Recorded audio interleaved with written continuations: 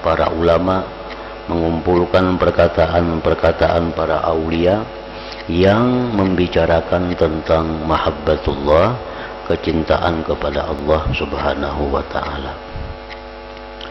Sufyan Ats-Tsauri berkata, cinta itu, cinta kepada Allah artinya adalah mengikuti perilaku Rasulullah sallallahu alaihi wasallam.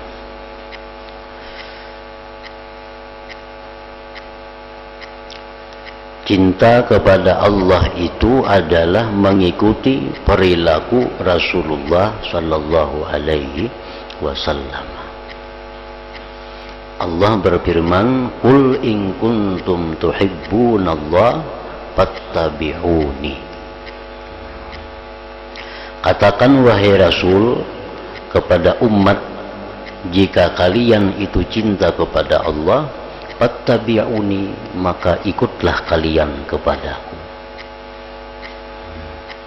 Jadi artinya bahwa mengikut Rasul sallallahu alaihi wasallam itu merupakan ukuran bagi cinta kepada Allah Subhanahu wa ta'ala. Makin besar cintanya kepada Allah, maka makin banyak perilaku Rasul sallallahu alaihi wasallam yang diturut, yang dicontohnya. Nah, Rasulullah sallallahu alaihi wasallam itu adalah suatu makhluk Allah yang sempurna. Artinya satu-satunya makhluk Allah yang punya gelar Al-Insanul Kamil, manusia sempurna, itu hanya Rasulullah sallallahu alaihi wasallam. Nah, artinya bahwa kita kada akan mungkin bisa mencontoh seluruh yang ada pada Rasulullah sallallahu alaihi wasallam itu. Siapapun kada akan bisa mencontoh Rasulullah, karena contoh ini terlalu hebat.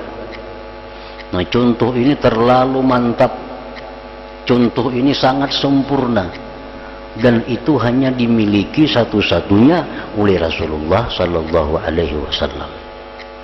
Nah, lalu artinya siapa-siapa yang banyak mengikuti perilaku Rasul, kalau semuaan jelas kada akan bisa. Siapapun manusianya, semuaan bisa mencontoh Rasul kada bisa. Lalu siapa yang paling banyak mencontoh perilaku Rasul, maka itulah manusia yang mencintai kepada Allah Subhanahu wa ta'ala. Karena Allah menjadikan Rasulullah sebagai ukuran tentang cintanya kepada Allah Subhanahu wa ta'ala. Nah, kemudian Rasulullah sallallahu alaihi wasallam ini adalah merupakan seorang manusia sempurna. Di dalam diri beliau itu ada yang namanya hati.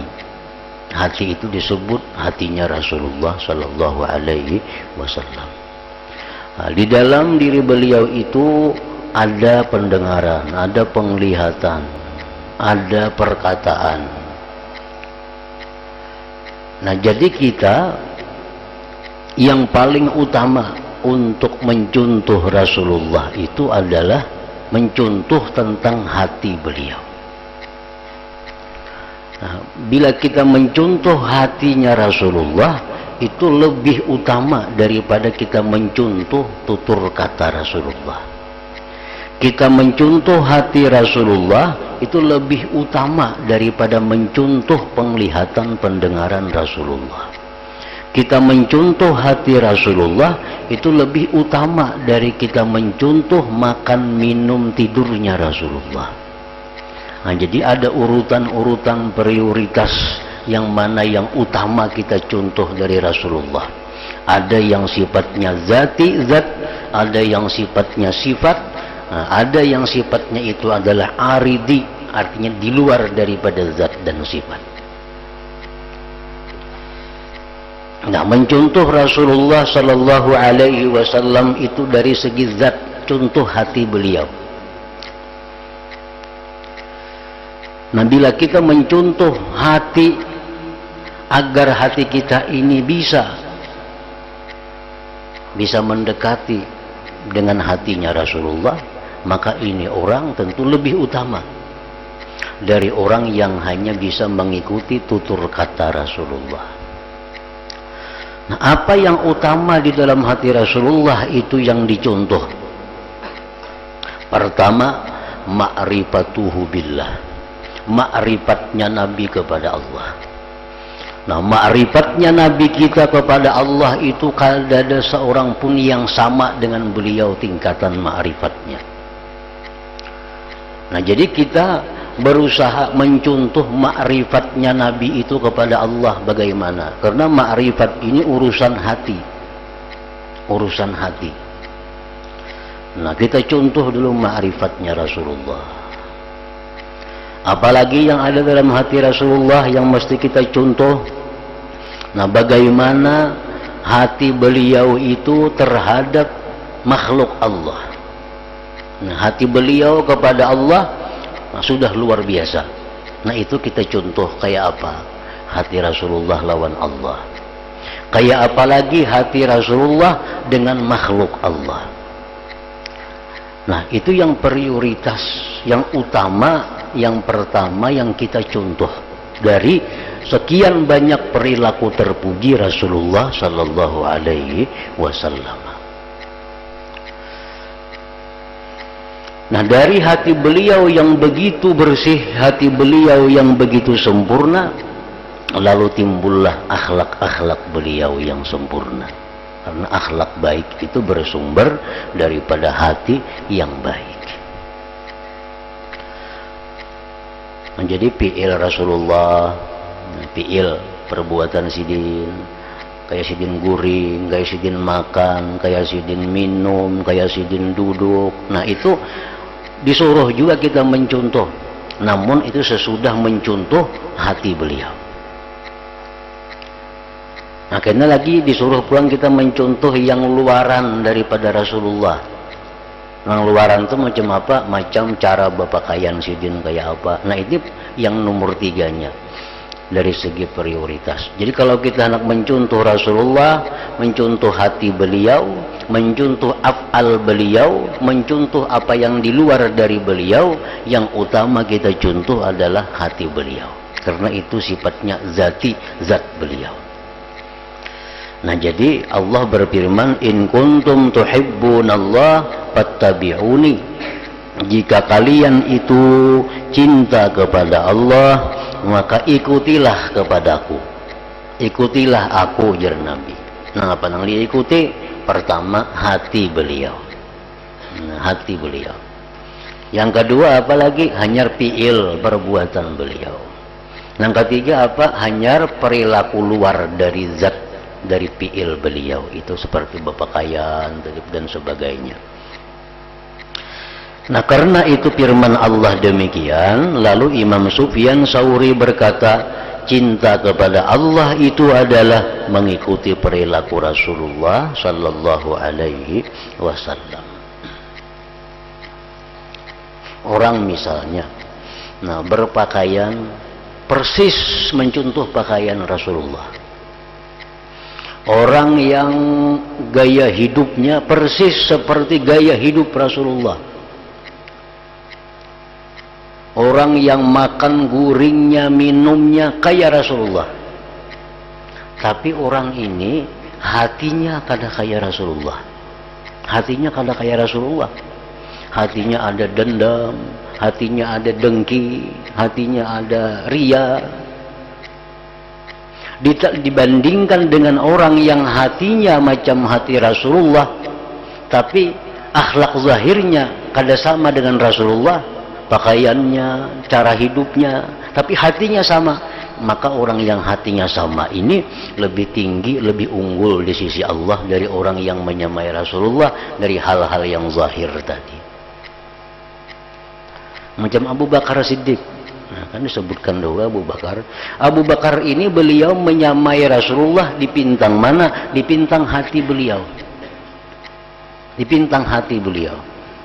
Nah, karena Abu Bakar ini punya sesuatu yang di dalam hati yang mendekati dengan hati Rasulullah, maka iman seluruh manusia umat Nabi Muhammad ditimbang dengan iman Abu Bakar unggul. Jadi artinya yang kita utamakan dulu, yang kita prioritaskan dahulu mencontoh Rasul itu hati beliau dulu dicontoh. Nah, beliau selalu bersifat ingin kebaikan kepada manusia. Hati beliau itu jauh daripada dengki, hati beliau jauh daripada hiri, hati beliau jauh dari takabur, hati beliau jauh daripada riya. Nah, itu dulu yang dicontoh. Nah, itu yang utama, yang prioritas itu dicontoh. Jangan mengutamakan mencontoh zahir. Bepakaian sidin dicontoh, ditiru, apalagi makan minum sidin ditiru. Nah, itu bagus juga ditiru, tapi hendaknya sesudah yang utama ditiru adalah hati Rasulullah Sallallahu Alaihi Wasallam.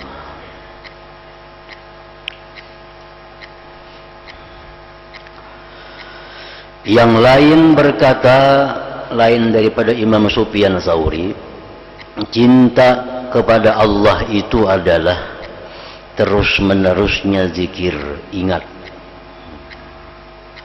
Orang yang cinta lawan Allah itu orang yang banyak berzikir, orang yang banyak ingat lawan Allah. Nah, itu ada juga pendapat sebagian ulama. Nah, ngaran cinta kepada Allah itu orang yang banyak mengingat Allah. Karena ini memakai sebuah logika, bila orang cinta kaganangan. Bila orang tuh cinta lawan siapapun, lawan apapun, rancaknya mengganang. Orang cinta lawan duit, siang malam duit diganangnya. Orang cinta lawan apa, itu pernah diganangnya. Nah, jadi cinta kepada Allah berarti banyak mengganang Allah. Kalau cinta kepada dunia, banyak mengganang dunia. Orang cinta kepada usaha diganangnya. Jadi ujar pendapat ulama ini, cinta kepada Allah itu adalah selalu ingat kepada Allah. Bila kita selalu ingat lawan Allah, berarti kita itu artinya cinta kepada Allah. Sebagian dari mereka lagi berkata tentang cinta kepada Allah. Cinta kepada Allah itu benci terus tinggal di dunia. Orang cinta kepada Allah itu artinya orang yang hendak lakas mati. Kenapa? Karena hanya dengan mati dia bisa bertemu langsung dengan Allah. Alam dunia mustahil kita melihat Allah. Al-Quran menjelaskan sudah itu. Dalam dunia kada mampu lain alamnya untuk bertemu Allah. Hanya bisa bertemu Allah sesudah mati. Nah, orang yang cinta kepada Allah itu orang yang kada hakun lawas hidup di dunia, hendak lakas matinya, kehendakan bertemuan Allah. Nah, ada juga pendapat ulama kayak itu. Bila cinta kepada Allah itu, inya hendak lakas supang mati. Hendak lakas mati. Padahal kada kawa juga dilakasakan mati itu kada kawa juga. Kita nih hendak lakas mati, kada belakas juga. Jadi jangan takutan hendak lakas mati itu. Kita nih hendak lakas mati. Kalau pang belakas dari jadwalnya kada belakas. Kada belakas. Mati itu sudah ada tanggalnya. Mati sudah ada jamnya. Kada kawa dilakasakan, kada kawa dilambatakan. Jadi orang-orang yang pecinta Allah itu mereka hendak lakas mati itu daripada hanya mengungkapkan kerinduan mereka. Kalau pang matinya dilakasakan Tuhan, kada. Nah, sudah ada jatah umurnya. Kayak orang pecinta dunia, hendaknya belambat mati, kemana-mana berubat, kada kawa, jadwal mati sudah ada. Cuma karena ini kecintaan lawan dunia, alnya hendak bertunggu di dunia ini. Nah, memanjangkan umurnya kah kehendaknya itu, kada memanjangkan umur. Cuma karena ini kecintaan dengan dunia, lalunya hendak seumuran bagaimana di dunia ini, hendak selawasan diam di dunia. kada bisa merubah ketetapan bahwa inya mati tanggal anu bulan anu, kada bisa. Nah, jadi kehendak kita ini lambat mati itu hanya merupakan tanda bahwa kita ini masih cinta dunia. Tandanya banyak, tanda. Kita cinta kepada Allah, lalu kita hendak lakas mati, itu tandanya kada akan memperpendek umur. Nah, orang yang cinta kepada Allah, dari saking rindunya mereka bertemu Allah, mereka itu hendak lakas benar mati itu. Nah, jadi ada 3 macam Imam Ghazali menulis tentang cinta kepada Allah. Satu, pendapat Sufyan Tsauri bahwa cinta kepada Allah itu adalah mengikut perilaku Rasulullah sallallahu alaihi wasallam. Yang kedua, cinta kepada Allah itu ada juga yang berpendapat selalu ingat lawan Allah. Yang ketiga, ada juga pendapat cinta kepada Allah itu orang nang kada hendak lagi hidup di dalam dunia ini. Yang lain juga berkata cinta itu adalah mengutamakan orang yang dicintai. Ada juga pulang pendapat orang yang cinta kepada Allah itu orang yang mengutamakan Allah. Orang yang mengutamakan Allah. Artinya apapun yang inya hendak lakukan, inya takuni dahulu Allah. Ketujuh kada. Ini tanda orang cinta lawan Allah. Hendak makan kah, hendak guring kah, hendak berjalan kah, hendak apakah, melakukan apakah, ini betakun lawan kekasihnya nih. Mun aku kaini katujuh lepian. Bila pen katujuh ulun gawi, bila kada selalu menunggu disukai oleh kekasihnya. Jadi artinya orang yang cinta kepada Allah itu secara adat istiadat kadang mungkin berbuat dosa. Kenapa? Karena ini kada hakun membuat hal nang kekasihnya nih kada ketujuh. Nah, cuma ngarannya ini manusia, ada punya nafsu, pasti ada kesalahan, pasti ada dosa.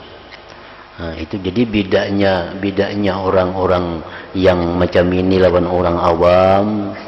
Orang awam itu kalau yang berbuat dosa, satu berencana. Yang kedua, orang awam ini kalau yang berbuat dosa lambat tubat. Yang ketiga, orang awam ini berbuat dosa itu dalam keadaan merasa rame. Nah, orang-orang yang aulia maulah berbuat dosa, mau. Karena mereka kada maksum macam Nabi kada. Orang-orang wali mau aja berbuat dosa. Cuma bedanya satu, mereka itu kada mau berencana. Kalau berbuat dosa juga sepuntan, di luar perkiraan, di luar perencanaan. Nah, yang kedua, mereka berbuat dosa itu cepat tobat kepada Allah.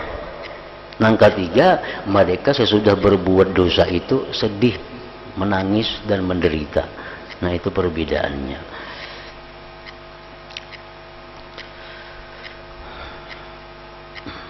Dan ini semuanya, ujar Imam Ghazali, dan ini semuanya tadi adalah isyarat kepada buah cinta.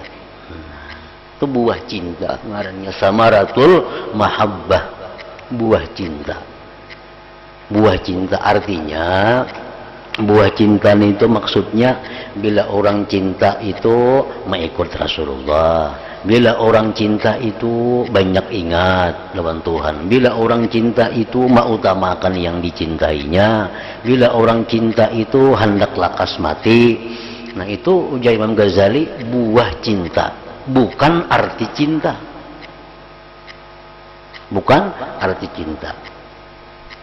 Contohnya lagi, duit itu nang apa? Nangaran duit itu apa? Ujar kita ngaran duit itu mun berduit nyaman menukar apa aja, itu buah duit ngarannya. Mun aku berduit nyaman nak mana-mana kawa, itu buahnya duit. Duit itu apa artinya? Nah, nang dicari itu artinya duit itu apa? Jangan bicarakan buah duit. mun aku berduit nyaman beri orang, itu ngarannya buahnya. Sama ngaran cinta. Cinta itu apa? Cinta itu artinya banyak mengganang, itu buah cinta. Nah, lain cintanya. Nah, Imam Ghazali di sini menjelaskan tentang hakikat cinta itu apa, sehingga bisa membuahkan yang demikian-demikian tadi. Nasi itu apa? Nasi itu bila kita makan kita kenyang, itu buah nasi ngarannya. Lain bicara nasi, bicara buah nasi. Banyu itu apa? Bila kita minum ampi haus, nah itu buahnya banyu. Banyunya itu apa? Nah, itu maksudnya. Nah, Imam Ghazali hendak menjelaskan ini adalah hakikat cinta itu apa? Bukan membicarakan buahnya. Buahnya ya kayak tadi sudah. Dan ini semuanya adalah isyarat kepada buah-buah cinta. Adapun diri cinta itu sendiri, hakikat itu cinta sendiri, maka mereka tidak mendatangkannya. Mereka kadang menjelaskannya, mereka kadang menguraikannya. Nah, sebagian mereka para ulama mengatakan tentang hakikat diri cinta itu. Cinta itu yang diartikan dari yang dicintai, yang memaksakan hati untuk memperdapatinya, dan lidah enggan artinya tidak mampu mengatakannya. Itu cinta. Jadi cinta itu hakikatnya lidah kadakawa menjelaskannya. Apa itu nangaran cinta tadi? Kita hanya bisa membicarakan buah-buahnya. Kita hanya bisa membicarakan mukaddimah yang mendatangkan cinta. Nah, kita bicara bisa menguraikan kayak apa supaya datang si cinta itu. Nah, supaya kita didatangi oleh cinta itu, nah, kita bisa tafakur tentang kebaikan sidin. Sidin baik lawan kita, sidin sayang lawan kita, sidin memelihara lawan kita, sidin memberi rezeki lawan kita. Nah, itu bisa mendatangkan si cinta itu. Bila si cinta ini datang, ada buahnya tadi, ingat terus dan sebagainya. Sedangkan cintanya tuh nang kayak apa nangaran cinta itu kada kau dikisahkan. Nah, lidah kada mampu untuk menceritakannya, menjelaskannya. Al-Junaid berkata, Imam Junaid Al-Baghdadi berkata, Allah Ta'ala mengharamkan cinta kepada orang yang mempunyai hubungan. Artinya Allah kada akan memberi si cinta itu kepada hati yang mana hati itu masih ada ketergantungan kepada selain Allah.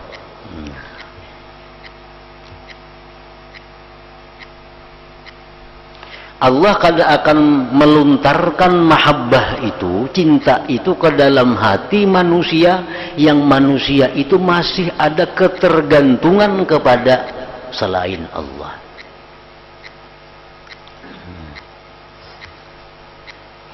Ketergantungan. Kayak apa contoh ketergantungan? Contoh ketergantungan itu adalah apabila itu ada pada kita, kita senang. Bila itu kada ada pada kita, kita sedih. Berarti kita tergantung dengan itu. Nah, itu maksudnya. Nah, apakah? Bila inyan itu ada para kita, ada lawan kita, kita senang. Hati kita nyaman, hati kita tenang. Bila itu kadada pada kita, bila itu jauh pada kita, hati kita gelisah, hati kita susah. Berarti kita ngarannya tergantung dengan itu. Nah, bila macam itu hati kita, Allah kadang memberi yang namanya cinta tadi kepada Allah. Dicontohkan di situ min ahlin wa malin wa ghairihim, seperti ketergantungan dengan keluarga, ketergantungan keluarga, ketergantungan dengan keluarga anak bini. Bilanya sudah anaknya ada, bininya ada, dekatinya, hatinya tenang, hatinya lapang. Tapi bila anaknya jauh, bininya jauh, inya gelisah, inya kada tenang hidupnya. Ini berarti ketergantungan kepada keluarga. Wa malin, harta. Inya kalau berduit banyak, tenang pikirannya, guring jana, makan ganjang. Tapi kalau kada sing duitan, memusang, kada nyaman, gelisah. Berarti ini ngarannya alaqah, tergantung dengan duit.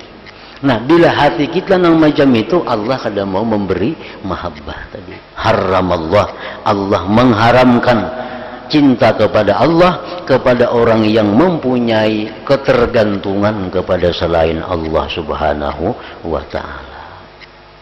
Kita boleh aja senang dengan duit, boleh. Tapi senangnya lawan duit itu bukan karena duitnya. Nah, kita boleh senang dengan makanan, boleh aja senang. Tapi jangan makanan itu nang kita senangi. Nang kita senangi itu adalah nang memberikan makanan itu kepada kita. Jadi kita dapat makanan yang banyak nih, macam-macam makanan ada. Hati kita gembira. Tapi gembira bukan kepada banyaknya makanan ini.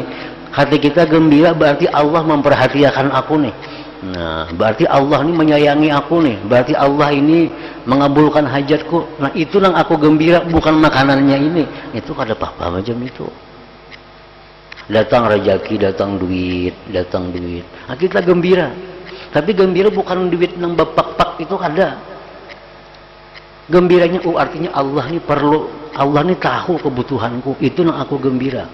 Berarti Allah ini tahu apa yang aku perlukan, Allah memperhatikan apa yang aku kehendaki. Nah, gembiraku tuh di situ, bukan pada duit ini. Nah, itu gembira yang terpuji, gembira yang berpahala. Duit dapat, pahala dapat, makan kenyang dapat, pahalanya dapat.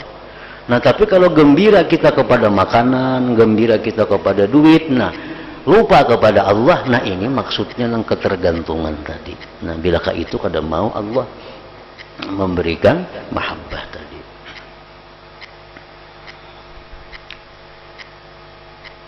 Ada juga yang terpuji, tapi lebih terpuji yang pertama tadi. Tapi ini terpuji juga. Begitunya dapat duit, gembira. Gembiranya bukan karena ingat lawan Allah, kada.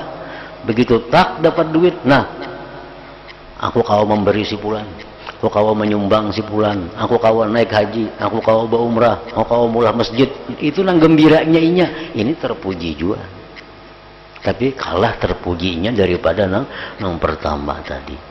Yang pertama tadi begitu dapat rezeki, wah ini langsung ingat Tuhan. Oh, berarti Tuhan memperhatikan aku. Berarti Tuhan ini melindungi aku. Berarti Tuhan tahu apa yang kubutuhkan. Nah, itunya gembira. Nah, itu nomor satu sudah kegembiraannya.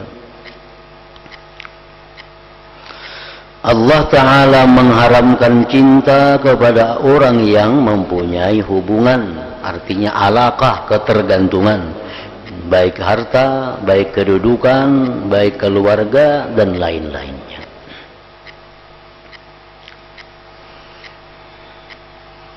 Nah, orang-orang yang sudah ma'rifat lawan Allah, orang yang ma'rifat lawan Allah itu orang yang hanya tergantung lawan Allah, tergantung lawan Allah. Nah, lalu karena ini tergantung lawan Allah, ini berbuat maksiat kada wani berbuat maksiat. Kenapa? Allah kena sarik, habisam aku diputusnya. Nah, ini tergantung lawan Tuhan. Berbuat maksiat juga ini ancap tubat, lakasi tubat. Bila lambat aku ini bisa diputus Tuhan hubungan. Nah, itu orang tergantung lawan Allah ngarannya. Orang yang berbakti kepada Allah, beribadah kepada Allah, hatinya lapang, karena dia menganggap ini memperkuat hubungannya dengan Allah. Nah, itu tergantung lawan Allah. Nah, bila kita tergantung lawan Allah, bukan lawan makhluknya, nah Allah kena akan memberi kita mahabbah tadi, kecintaan kepada Allah Subhanahu wa ta'ala.